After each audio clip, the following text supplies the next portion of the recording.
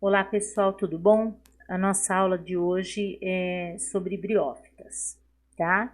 Então nós estamos começando o reino Plantae com essa classificação.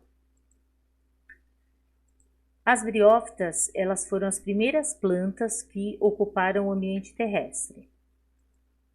Elas vivem em ambientes úmidos e sombreados.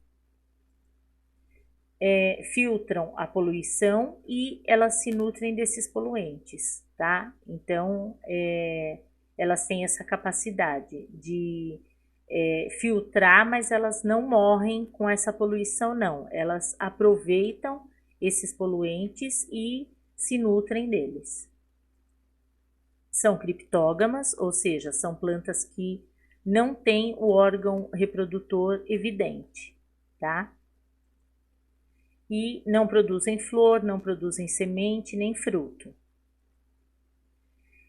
São as únicas que apresentam rizóides, cauloides e filóides, tá? Então, o que é isso? Ó, o rizóide ele tem a função como se fosse uma raiz de absorver água e sais minerais. O cauloide que vai transportar essa água e esses sais minerais, que é como se fosse um caule, e o filóide, que é como se fossem as folhas, tá? Aqui vem a haste, a cápsula do esporófito que eu vou explicar para vocês. Mas esses rizóides, cauloides e filóides, eles têm funções semelhantes à raiz caulifolhas, mas não são considerados raiz caulifolhas, tá? Elas têm o corpo em forma de talo. Quem tem o corpo formado de talo são as algas. Então, como as briófitas são as primeiras plantas terrestres, elas carregaram como característica esse talo que faz parte do ancestral delas, que no caso são as algas, né? Esse talo ele pode ser do tipo taloso, que é quando ele cresce na horizontal, e do tipo folhoso, que é quando cresce ereto. Então, o que é isso? Ó, o talo, quando ele é folhoso, que é tipo folha, então assim, ele tem essa parte central e daqui saem as folhinhas, que na verdade são filóides, né? Não é nem considerado folha, é como se fossem folhinhas.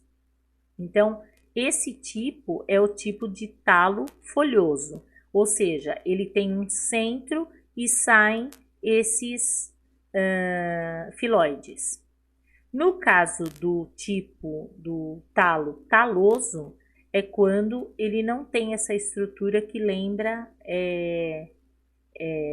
folhas. Ele cresce assim, mas sem ter esse formato de folha, de ter um centro e ter as folhas. Então, por isso que fala que ele cresce na horizontal, tá?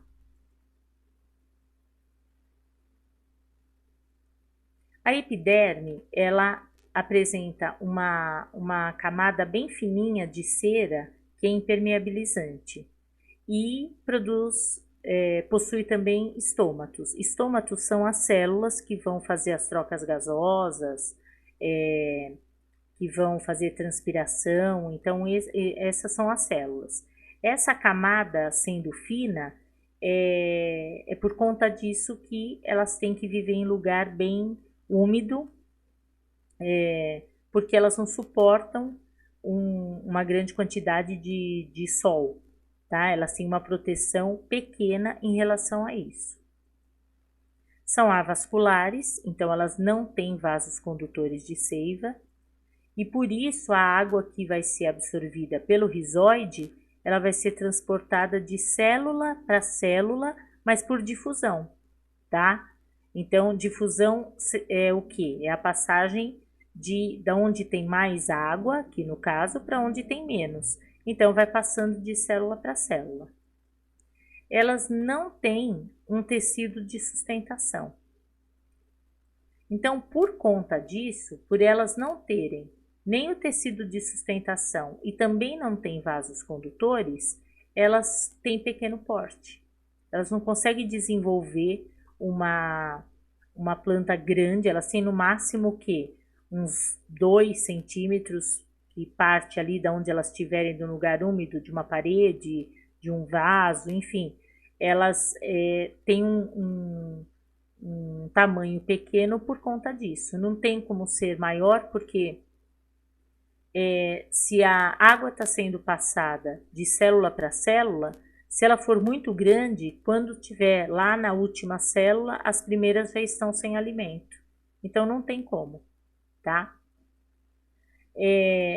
Alguns representantes apresentam leptoides e hidroides, que são células que vão ajudar nessa condução da água pela planta toda, tá?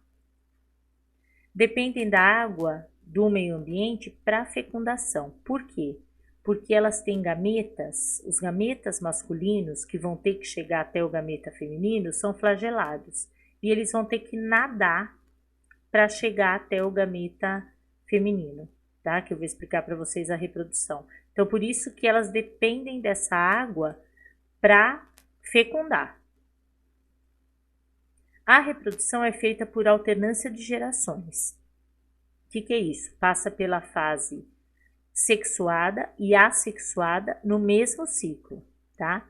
Esse tipo de reprodução por alternância de gerações, ele também é chamado de aplonte-diplonte ou haplodiplobionte, tá? Que é o quê? Uma fase haploide, N, e uma fase diploide, que é 2N. Então, aqui, olha, tem lá o gametófito, que é essa parte, ele é N, então ele é haploide. Esse é o esporófito, que é o 2N, certo? É a parte diploide. Então, o que vai acontecer? Vou começar por aqui. Tem a cápsula, essa cápsula é 2N.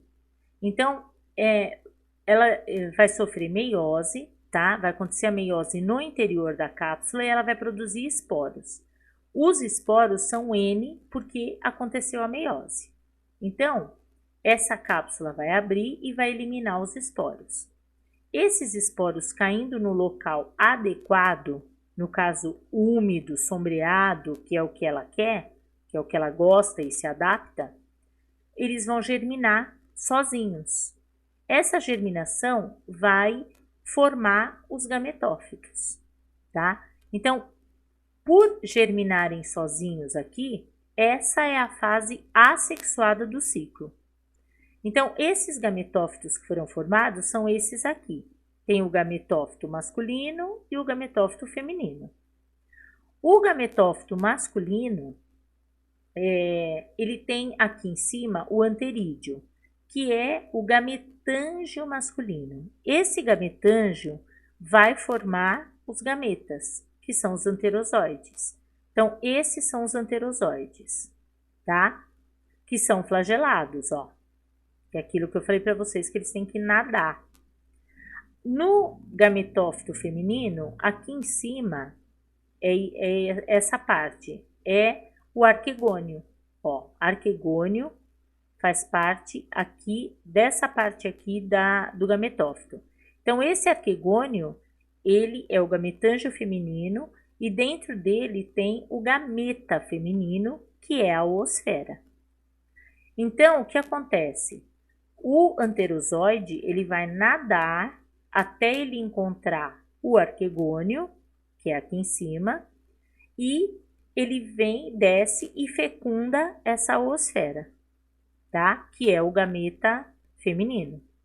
Então, ocorrendo a fecundação, vai acontecer divisões mitóticas aqui, a formação do embrião, que vai ser 2N, porque ele é a junção do anterozoide, que é N, com a oosfera, que é N. Então, o embrião é 2N. E aí, ele vai desenvolver, pensa que essa parte que é o arquegônio tá aqui, né?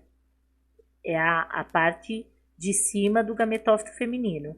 Então, o resultado do desenvolvimento desse embrião é o esporófito, que é essa parte aqui, certo? Então, essa parte aqui é 2N, porque ele veio do desenvolvimento do embrião, que é 2N.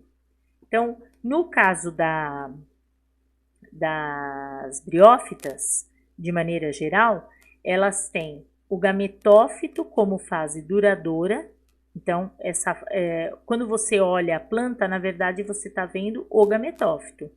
Essa parte do esporófito aqui, ela vai morrer logo. A partir do momento que nasce e já acontece aqui a divisão celular aqui dentro e a liberação de esporos, ela morre. Então, essa parte do esporófito morre. Então, esta parte do gametófito é considerada duradoura e essa parte do esporófito é considerada passageira. Então, nessa parte que houve a fecundação, é a fase sexuada do ciclo. Então, ele passou pela fase assexuada, que é essa aqui, e passou pela fase sexuada, que é a fecundação. Então, esse ciclo todo é chamado de aplonte de Plonte, né? Porque é uma alternância de gerações. Passou pela fase haploide e pela fase diploide do ciclo, tá bom? O gametófito é dioico, ou seja, tem o masculino e o feminino, e é a fase duradoura, né? Que é a fase M. E o esporófito é a fase passageira, que ele morre logo depois que ele libera os esporos, que é a fase 2M. Então, tá aqui, olha, o gametófito, né, que eu falei lá para vocês, tem o rizoide, cauloide, filoide, e a parte do esporófito, que é formado pela haste e pela cápsula. Divisão, tá? Então, são 3 divisões que fazem parte dessa classificação das briófitas. Então, a primeira divisão é a briofita. Quem faz parte da briofita são os musgos, tá? Eles têm o gametófito que cresce verticalmente e eles apresentam talo folhoso. A reprodução é feita por alternância de gerações, com o gametófito duradouro e o esporófito passageiro, tá? Que foi aquele exemplo do slide que eu mostrei para vocês. A turfeira, ela é um tipo de musgo que tem grande importância econômica.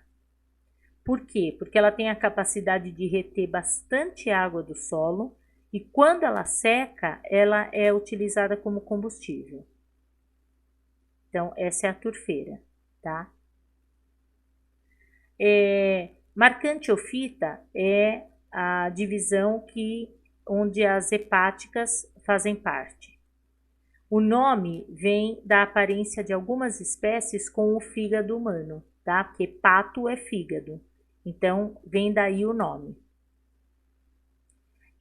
Habitam principalmente locais úmidos e sombreados e são frequentemente epífitas, tá? Epífitas são plantas que se apoiam em outras, mas não são parasitas. Elas se apoiam para receber normalmente o reflexo da luz, se apoiam em árvores, né? Mas sem prejudicar a árvore, então não é considerada parasita, tá? É uma relação harmônica. Existem cerca de 6.000 espécies e, no caso das hepáticas, elas apresentam o talo taloso, tá? Aquele que cresce na horizontal. A reprodução é semelhante à do musgo, também por alternância de gerações, onde o gametófito vai ser duradouro e o esporófito é passageiro. Então, aqui um exemplo de hepáticas. E essa última divisão, que é anthocerofita, que são os antóceros, eles apresentam também o talo do tipo taloso, que cresce na horizontal. O gametófito, ele é multilobado, então ele tem várias partes. O esporófito é alongado e ereto. Apresentam, na maioria das espécies, um único cloroplasto grande, que isso é característica de alga, tá? E eles têm uma coloração mais escura em relação aos outros, porque associado a eles estão as cianobactérias, tá? Então, as cianobactérias, como elas têm uma coloração azulada, então a coloração dos antóceros é mais escura por conta disso, tá? Olha, essa parte aqui é a parte do gametófito, essa parte mais clara são os esporófitos, né? Mas aqui nessa parte escura é que tem a associação das cianobactérias nos gametófitos, tá? Então, assim, as briófitas são as únicas das 4 classificações que eu falei para vocês, que são as briófitas, pteridófitas, gimnospermas e angiospermas, são as únicas que têm o gametófito duradouro e o esporófito passageiro, tá? Nas outras, agora que vocês vão estudar, as pteridófitas, as gimnospermas e as angiospermas, vocês vão perceber que é o contrário nelas. O esporófito, que é a parte duradoura, e o gametófito, que é a parte passageira. Então, só as briófitas que são diferentes em relação a isso, tá bom? Bom, pessoal, eu termino por aqui essa aula e na próxima aula nós vamos ver as pteridófitas, tá bom? Um beijão para vocês e até a próxima aula. Tchau, tchau.